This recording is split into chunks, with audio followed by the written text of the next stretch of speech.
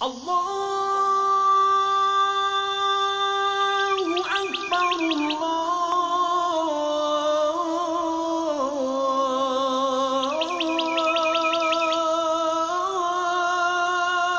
Akbar. Assalamu alaikum wa rahmatullahi wa barakatuh. A'udhu billahi minash shaitanir rajim. Bismillahir rahmanir rahim. Alhamdulillahi rabbil alamin. Wassalatu wassalamu ala rasulina Muhammad wa ala alihi wa sahbihi ajma'in. Rabbi shrah li sadri wa yassir li amri wa hlul 'uqdatan min lisani yafqahu qawli. Radina billahi rabba wa bil islami dinan wa bi Muhammadin sallallahu ta'ala alayhi wa sallam rasulahu wa nabiyyan. Muhtaram din qardaşlarım, Allah Teala bizlerine yuqqağına bu meşitke jiymadı. Çünkü bizni jiydi, çünkü bütünü bizden de ko'ngillerimizde Allah Teala'ga bo'lgan imanımız var. Allah Teala şuşu eng zo'r bo'lakni bizga berdi, eng zo'r bo'lak bilan bo'lakladi. Hamda bizlarni mümin Müslüman etdi. Hamda mümin Müslüman kişisinin eng birinchi sifatın, eng birinchi ayıra turgan sifatın şunday etdi. Eng birinchi sifati ulda bo'lsa, o'ylay bilu, fikrlaw biluda. Agarda sen o'ylay bilasan ekan, fikrli bilasan ekan, hamda bo'lgan voqealardan, bo'lgan bütün yaşagan voqealardan, yaysa o'qiy turgan kitoblaringdan bütünisinden g'ibrat ola bilasan ekan, yaysa aralashatılgan kişilerden ders ola bilasan ekan, g'ibrat ola bilasan ekan, demak Alloh Taala seni bu sıfatı bilan ayırıp aldı. Mümin Müslüman kişilerinde bütünisinde de bu sıfat bulurga tiyiş. O'ylay, fikrli bilu, bosh bilan, ham tushuna bilu, anglaw, ko'ngil bilan, yurak bilan. Hamda ikinci sıfat ulda bo'lsa, her bir narsaning aslına qari bilu. Yuqqağına Peygamber sallallahu aleyhi ve sellem aytmadi: "İttaqu firasatal mu'min fa innahu yara bi nurillah." Qo'rqig'iz müminning shin ma'nosida Alloh Taolaga ishonuvchi kishining firosatidan, firosat narsa u ziraklik, proницательность o'rischa aytgan vaqtda. Fa innahu yara, chunki ul ko'ra bi nurillah, Alloh Taolaning nuri bilan ko'ra. Alloh Taolaning nuri bilan ko'ra narsa degan so'z, ya'ni har bir narsaning aslına qari. Har bir voqeaning, yaysa o'qiy turgan kitobning, yaysa aralasha turgan kishining harakatlarining aslına qari. Aslına qari bilasan ekan, ul vaqtda muhtaram din qardoshlarım, Alloh Taala seni bu cheksiz ne'mati bilan ne'matlantirdi, ham bo'lakladi.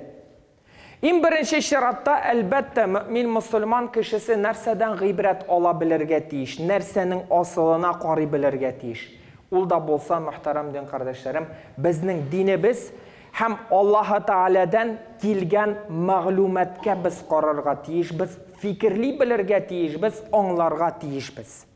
Mümin Müslümanlar buning bilan ayrilib tururga tiyish. Qur'oni Karimni eng birinchi shiratda o'qigan vaqtda onun ayetlerin anglab, dürüst ravishda anglab, albatta dürüst ravishda anglaw var, dürüst ravishda anglamaw var. Yolg'ish anglaw var.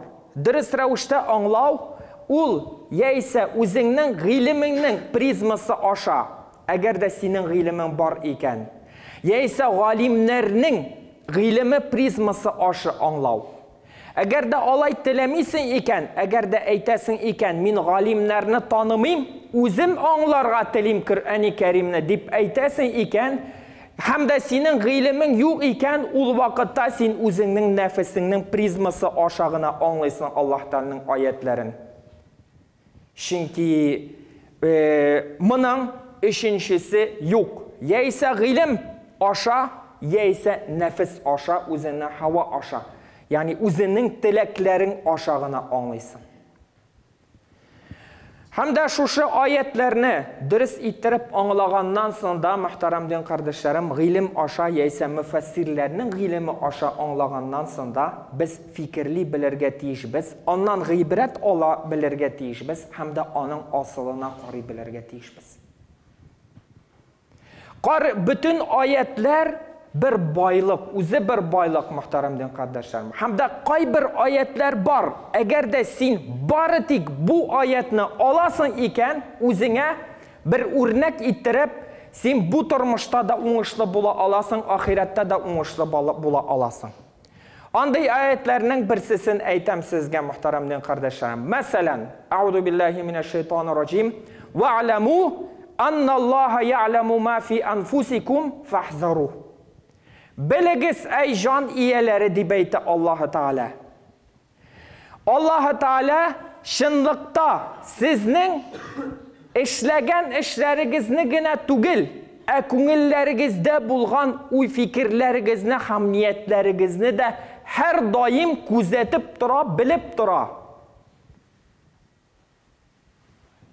Фахзарух, сез аннан сак булып торыгыз. Вa'lamu дип әйтүе Аллаһы Тааланың билегез дигән сүзе онытмагыз дигәнне аңлата. Ягъни нәрсә дип әйтмәкче була? Син нинди генә адым атмыйсың икән, кайда гына бармыйсың икән, синең күңелеңдә нинди генә фикерләрең юк икән, нәрсә турында гына уйламыйсың икән, Аллаһы Таала бөтенесен дә күрә. Бөтенесен, күңелеңдәге булган бөтен нәрсәне дә Аллаһы Таала күрә. Синең уйфи башка кешеләр күрмәскә мөмкин. Синең елмайган чырайыңны гына күрергә мөмкин. Әмма дә ләкин Аллаһы Таала күңелендә булган нәрсәләрне дә күрә. Син башка кешеләргә мөнәсәбәтеңне дә Аллаһы Таала күңелеңнән күрә. Синең мөмин мусульманнарга карата мөнәсәбәтең яхшымы, яисә начармы? Аларның зарарына йөрисеңме, яисә аларның файдасына йөрисеңме? Аллаһы Таала синең күңелеңнән күрә. Аллаһы Таала үзенә карата мөнәсәбәтеңне дә күрә синең күңелеңдә.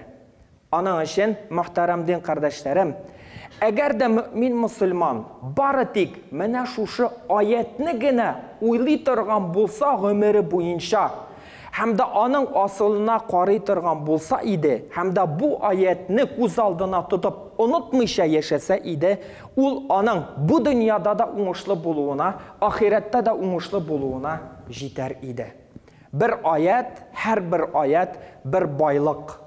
Бары тик, мөхтәрәм дин кардәшләрем, безнең күбебезнең кызганышка каршы, минем иң башта, һәм дә күпчелек мусульманнарның кызганышка каршы шушы проблемасы бар. Без бары тик өстенә һәр бер нәрсәнең өстенлегенә генә карыйбыз, эченә кирип карамыйбыз. Аның өчен, мөхтәрәм дин кардәшләрем, кызганышка каршы безнең дуаларыбыз да күпчелек вакытта кабул булмый. Пәйгамбәр саллаллаһу алейхи ва саллям әйтте, чөнки үзенең сахабаларына, кыямәт көне алдыннан мусульманнарның саны диңгездәге күбекләр шикелле булыр. Күп булыр, ләкин бернинди файдасы булмас. Ни өчен, мөхтәрәм дин кардәшләрем? Чөнки мөмин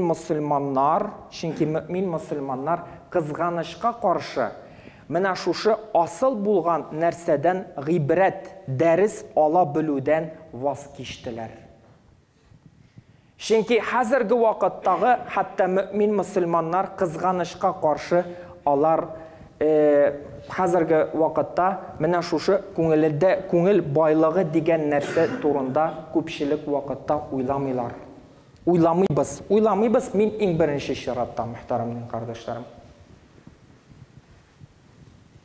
Башка бер аят әйтәм, ул да тәэсирле, ул да тәэсир итәргә тиеш мөмин мусульманнарның күңеленә. Аллаһы Таала Коръәни Кәримдә әйтә: "Аузу биллаһи минәш шайтанир раҗим, ва хафуни ин кунтум муъминин." Миннән куркыгыз дип әйтә Аллаһы Таала. Ин кунтум муъминин, әгәр дә сез мөмин икәнсегез. Әгәр дә сез мөмин икәнсез, ул вакытта миннән куркыгыз дип әйтә. Ягъни һәр адымыгызда, һәрбер уйлаган фикерегездә, һәрбер эшләгән ниятегездә миннән куркыгыз, мине онытмагыз дип әйтә Аллаһ Таала. Яисә башка төрлечә була. Аллаһ Таала шундый кешеләрнең хәле турында башка бер аяты әйтә. Үзе турында онытучы кешеләрнең башка хәле турында башка аятта әйтә. Аллаһ Таала әйтә: "Ва лaqad зарa'na ли джаханнама касиран минал джинни вал инс, лахум кулубун ла яфқахуна биха." Аллаһ Таала күп кешеләрне нәрсә өчен яралтты? Җиннәрне һәм кешеләрне җәһәннәм уты өчен яралтты. Максат белән түгел, ләкин аларның җәһәннәм утына барачагын белеп. Аларның сыйфатлары турында Аллаһ Таала әйтә: "Лахум кулубун ла яфқахуна биха." Аларның күңел йөрәкләре бар, ләкин ул йөрәкләре белән алар төшенеп бетмиләр. Аллаһ Тааланы онытканнар, кызганычка каршы. Нинди максат белән килгәнлеген бу дөньяга белмиләр. Нинди кыйммәтләр белән яшәячәген белмиләр. Диннән ваз кичәләр. Дин белән яшәргә теләмибез дип әйтәләр. Валахум а'юнун ла юбсируна биха. Аларның күзләре дә бар, ләкин күзләре белән дә Аллаһ Тааланың мөҗизаларын күрмиләр, күрергә тырышмыйлар. Яисә уйлап, фикерләп карасаң, һәрбер нәрсәдә, бу дөньяда булган һәрбер нәрсәдә бик күп гыйбрәтләр бар. Күңел белән аңлый торган, күз белән күрә торган. Валахум азанун ла ясмауна биха. Һәм аларның колаклары да бар, ләкин колаклары белән Аллаһ Тааланың аятларын, мөҗизаларын алар ишетмиләр дип әйтә Аллаһ Таала. Улаика кал ан'ам. Аларның сыйфатлары, алар җәнникләр кебек, алар хайваннар кебек дип әйтә Аллаһ Таала. Бәлхум адал, бәлки алардан тагында адашканнар. Ни өчен? Чөнки җәнникләр дә Аллаһ Тааланың кануннары буенча яшиләр. Ләкин ул кешеләр уй фикерли, белүенә карамастан, ике аягы, ике кулы булуына карамастан, авызы булуына карамастан, алар бер нәрсәне белергә теләмиләр. Аллаһ Тааланың кануннарын белергә теләмиләр. Бу дөньяда дөрес иттереп, дөрес рәвештә яшәргә теләмиләр. Бәлхум адал улайка хумул гафилун. Аларның иң асыл сыйфаты ул да булса Аллаһ Тааланы оныту, гафил дигәнне аңлата.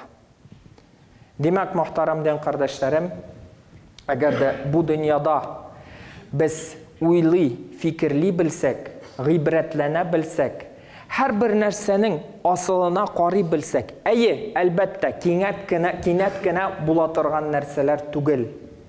Ләкин Аллаһ Таала сиңа бер гомер бирде, бу гомердә адам баласының сыйфаты үзгәрә белүдә, яхшылыкка үзгәрә белүдә.